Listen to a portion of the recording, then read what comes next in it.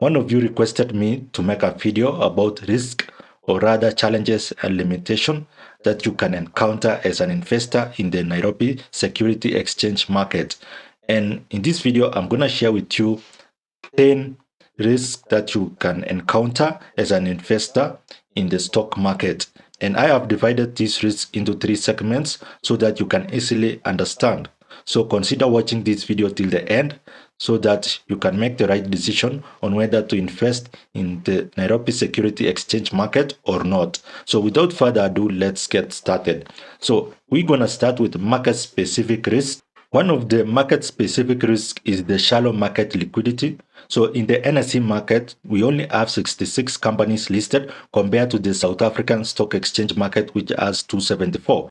And also comparing with other international markets, you have access to many companies you can invest in. So in the Nairobi Stock Exchange market, you are limited to only 66 companies, and you may not find companies in a specific sector that you are interested in investing in them. And this leads us to the next market specific risk, which is market concentration risk.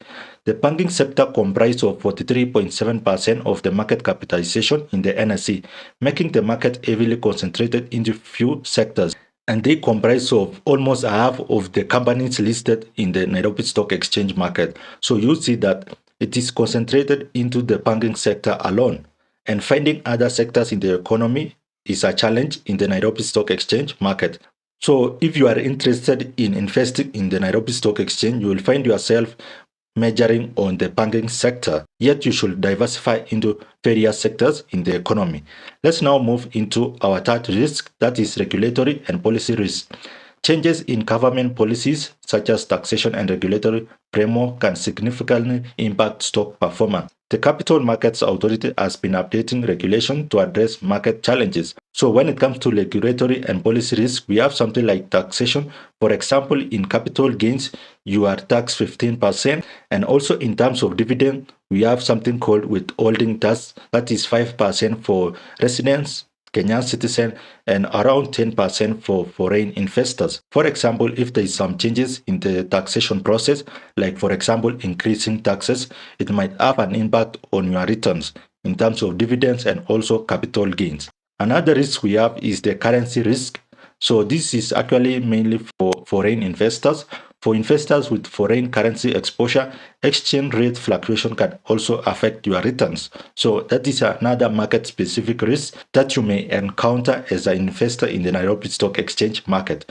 Let's now go into point number 5, and that is economic and political risk. The Kenyan stock market is very sensitive to some of these economic and political risks, such as political stability and election cycle.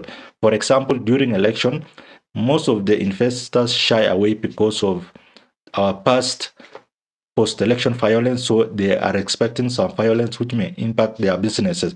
So you will find out that some shares may drop in price, and also political instability, for example, the Gen Z demonstration, which makes investors shy away. We also have something called economic growth rates and inflation. So this is an economic risk. For example, currently the economy is performing well, and also the inflation has been kept down, and that's why you are seeing some shares are gaining value. So if you had invested some years ago and sell your shares now, you will be able to realize some capital gains. Another economic risk is interest rate changes by central bank. For example, if central bank increase their interest rates, it will become more expensive for business to borrow loans, and this will actually impact the performance of their businesses, because most businesses utilize loan to acquire new assets or even to improve their production, and this will actually impact their profit or even their revenue, and in turn impact the dividends they pay to their shareholders. Another economic risk is the regional economic condition. For example, recently we had an issue with Tanzania where they stopped using the dollar currency and also the Kenya currency, and this can impact the performance of stock in the NSE market. For example, we have East African breweries which also operate in Tanzania and Uganda, and their share is listed in the NSE. So such issues can also impact the performance of a share in the NSE. Let's now go into company specific risks, and one of the risks is credit risk. This is where a company defaults on a loan, and when a company defaults in a loan, it shows a negative balance sheet. And with a negative balance sheet, it will be hard for a company to raise revenue or even make profit. And for you to make money in the NSE market, you earn through capital gains and also dividends. So if a company doesn't make any profit, then you won't get any dividends. So that is another risk that you may encounter by investing in some companies in the Nairobi Stock Exchange. So make sure that you check out their credit worthiness before you invest in those companies. Let's now go into another company specific risk, and that is commodity price risk. Companies in manufacturing and beverage face input cost volatility. So for example, if the cost of production is rising, it will also have an impact on the price of those products. And with the increase in price, the demand would also go down. And for a company to make profit, they need to sell their products. So if they aren't making any sales, that will have an impact on their profit and also revenue, which will eventually have an impact on the price of their shares and also dividend payout. Let's now go into another risk in the company specific risk, which is operational risk. For example, we have poor management decision, corporate governance issue, and operational efficiency can also impact the stock performance. For example, we may have an issue where a managing director misuse resources in the company, which leads to the company making losses. That will impact the price of shares and also the dividends payout.